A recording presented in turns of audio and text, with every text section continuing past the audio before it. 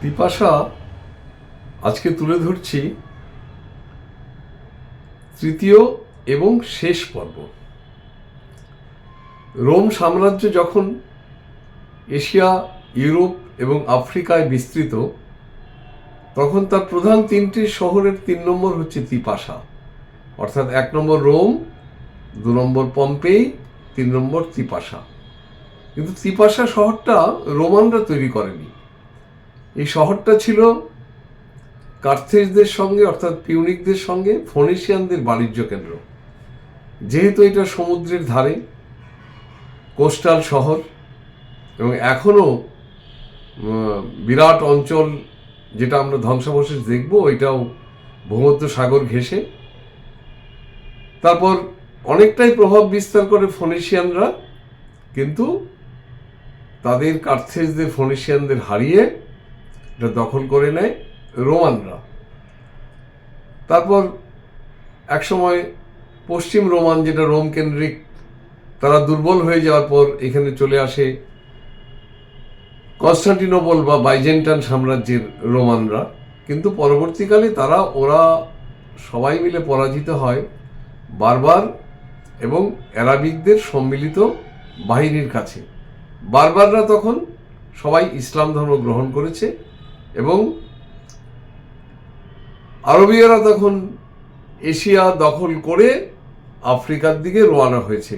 আজকে আমরা যেটা দেখব পুরোটাই রোমানদের তৈরি করা শহর। তার ধ্বংসাবশেষ দুটো ভাগ আছে। প্রথম ভাগ রোমানরা যেভাবে পেয়েছিল করেছিল, তারপর বাকিটা রোমান সম্রাট ক্লাডিয়াস প্রায় নবনির্মাণ করেন। কিন্তু আমাদের কাছে সবটাই পুরনো, তবু আমরা যতটা সম্ভব দেখার চেষ্টা করব। আমরা এখন যেখানটায় আছি, এখানে ছিল বিশাল ব্যাসিলিকা, অর্থাৎ বড়সড় ক্যাথিড্রাল। যেহেতু রোমানরা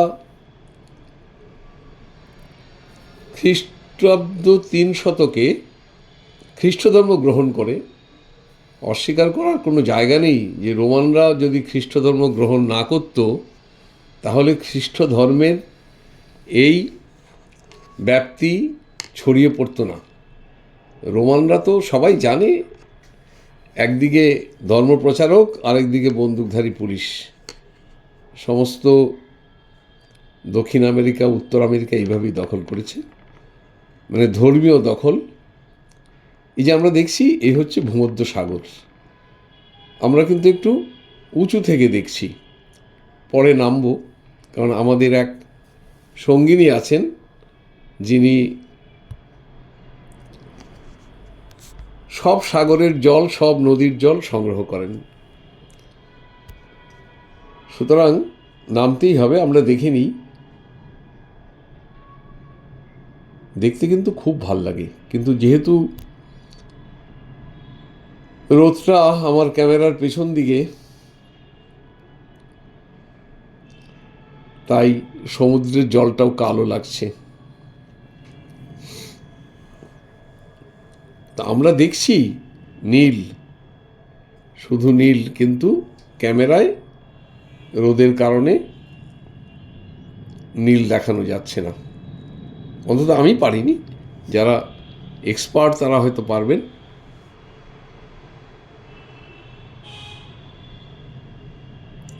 বিরাট বিরাট পাথরের চাই,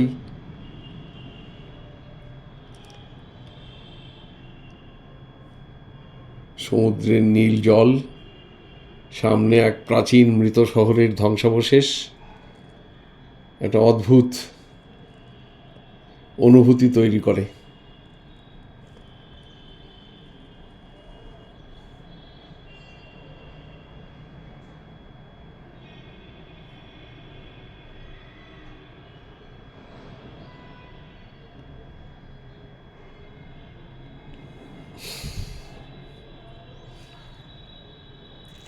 আমিও দেখি, আপনারাও দেখুন। ইতিমধ্যে আমাদের সঙ্গিনী গোপাল নেমে গেছে। সে সমস্ত সাগরের জল, সমস্ত নদীর জল সংগ্রহ করে। ওর বাড়িতে যদি কেউ যান, দেখবেন শিশিতে রাখা আছে, তাদের লেবেল করা আছে ভূমধ্য সাগরের জল এখান থেকে নিয়েছে, কিংবা আমু নদীর জল কিংবা ভলগা নদীর জল কোত্থেকে নিয়েছে সব লেবেল করা আছে। তবে দেখানোর জন্য আমন্ত্রণ জানাই কিনা আমি জানি না, কিন্তু আমি দেখেছি।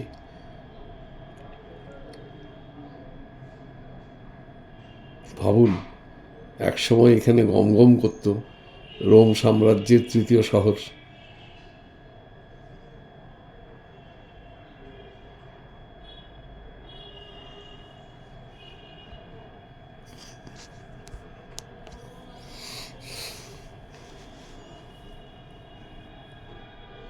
একটু কল্পনা করলে ভালো লাগে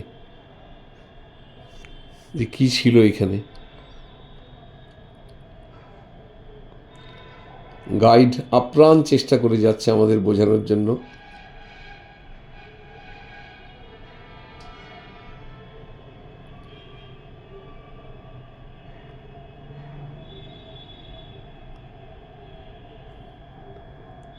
এটা নাকি নতুনভাবে তৈরি করেছিল ক্ল্যাডিয়াস।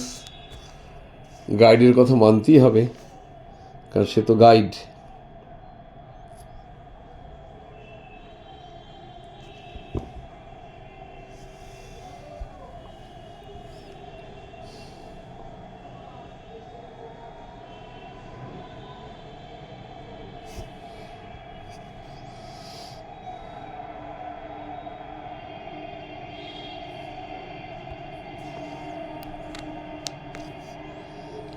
যারা একটু অনুভূতিপ্রবণ তাদের খুব কষ্ট হবে এটা দেখে।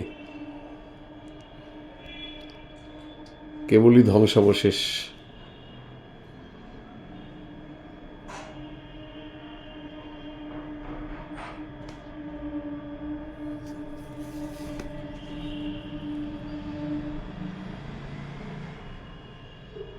আমরা নামছি একটু নিচের দিকে।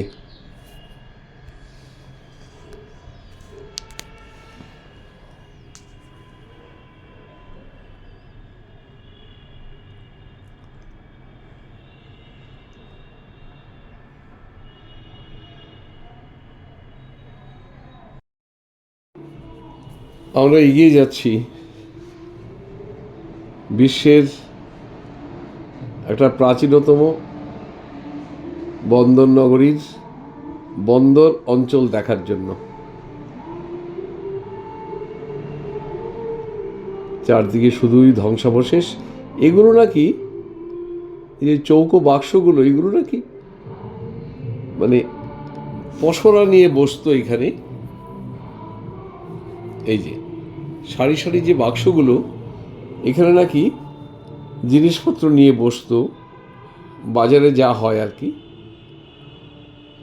পাকাপাকি ব্যবস্থা না, পাথুরের ব্যবস্থা, মানে পাথুরে পাকা।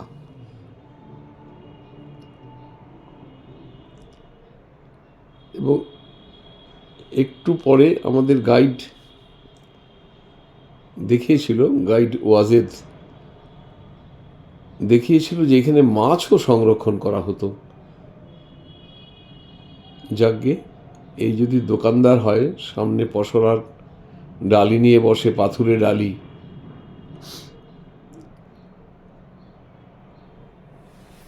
আমরা এখন যে পথটা দিয়ে হাঁটছি, এর খানিকটা পরই আর রোমানদের পথ নয়,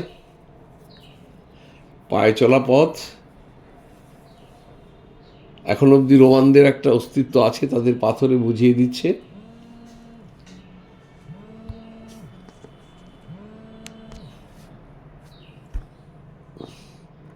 এই বনপথ, এটা নিশ্চয়ই রোমানরা তৈরি করেনি, এটা আমাদের পর্যটকদের পথ চলে তৈরি হয়েছে।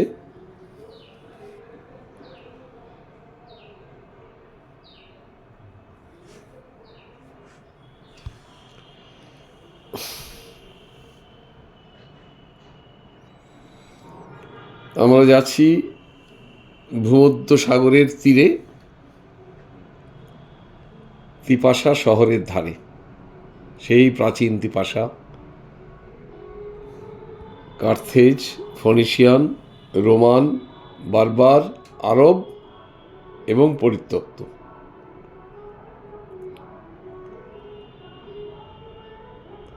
এই যে সেই ভূমধ্যসাগর, ইতিহাসে যেটা, ভূগোলে আমরা যেটা খুব পড়তাম,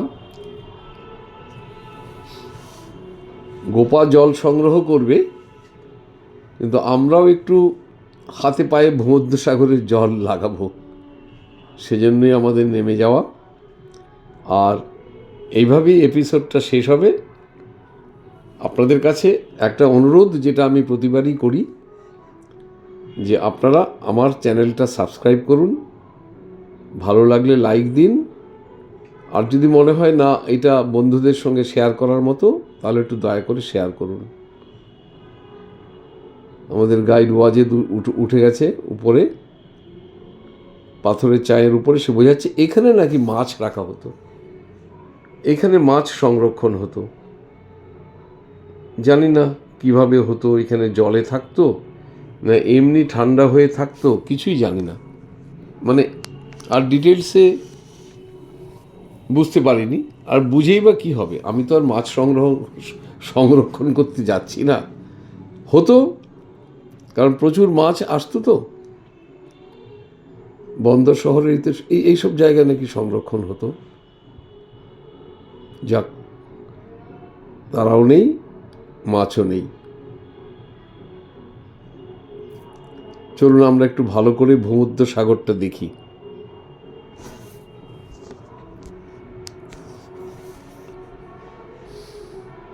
দেখে এই এপিসোডটা শেষ করি।